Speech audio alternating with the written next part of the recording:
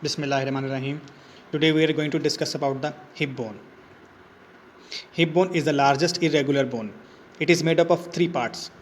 These are ilium superiorly, the pubis anteroinferiorly, and the ischium posteriorly. The three parts are joined to each other by a cup-shaped structure known as the acetabulum. The acetabulum articulates with the head of the femur to form the hip joint. It has two surfaces. One is called lunate surface or articular surface, and the second one is non-articular surface. The articular surface holds the head of the femur to form the hip joint. The non-articular surface compensates the ligament of head of femur. It has outer portion called acetabular labrum and also having a notch known as acetabular notch. Side determination. The acetabulum directed laterally. The flat expanded ilium forms the upper part of the bone that lies above the acetabulum. The obturator foramen lies below the acetabulum. It is bounded anteriorly by the thin pubis and posteriorly by the thick ischium. The anatomical position.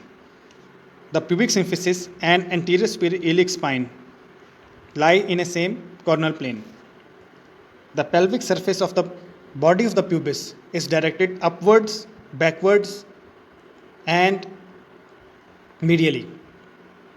The symphysial surface of the body of the pubis lies in a median plane. This diagram shows the three parts of the hip bone. The yellow portion shows ilium, green one is ischium, and the red one shows the pubis. Now we are going to discuss all these three parts of the bone step by step. Starts with ilium. Ilium is the upper expanded part of the hip bone. It has these interesting features. This area shows the body of the ilium, and this shows the gluteal surface of the ilium, or also known as ala of ilium. From anterior superior iliac spine to the posterior superior iliac spine, this upper portion is known as the iliac crest. It has outer lip, inner lip, and intermediate surface. It has one prominent feature known as iliac tubercle. This is anterior superior iliac spine, posterior superior iliac spine, posterior inferior iliac spine, and anterior inferior iliac spine below. From anterior superior iliac spine, this area is called anterior border. From posterior superior iliac spine, this area is known as the posterior border and have this sharp border is medial border. Let's summarize all these three borders in this diagram.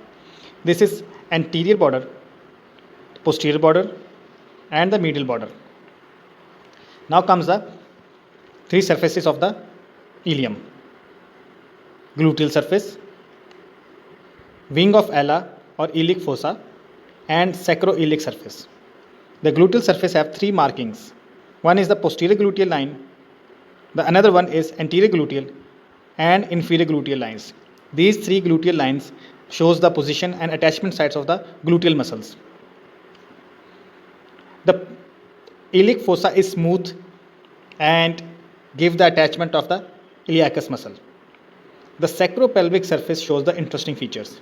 It has the rough portion known as the iliac tuberosity and the smooth articular surface. Now let's discuss about pubis.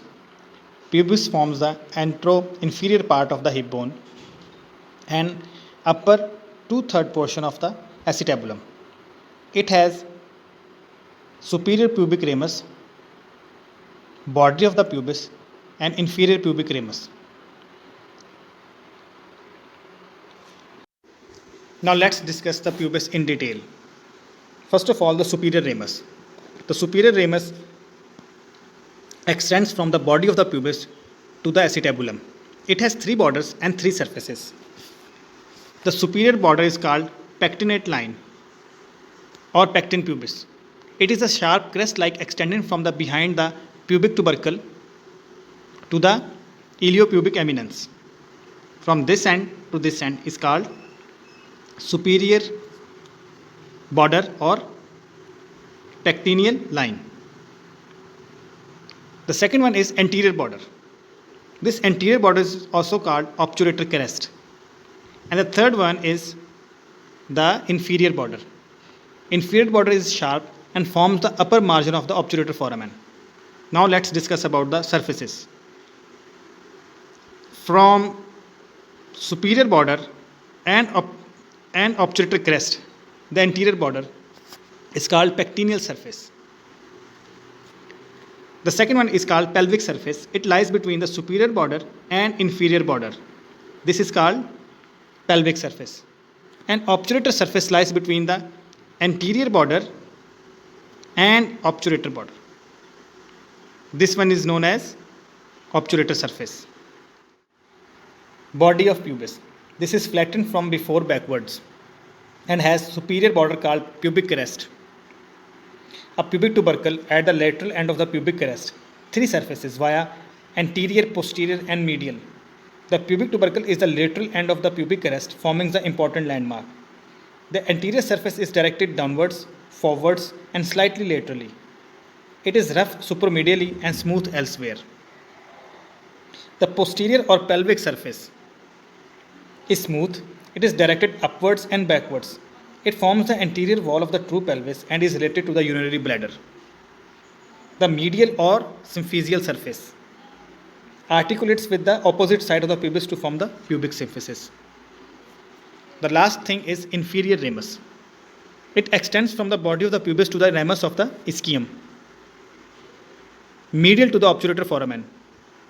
It unites with the ramus of the ischium to form the conjoint ischiopubic rami. For convenience, it can be described as having two borders, superior and inferior border, two surfaces, lateral and medial surface.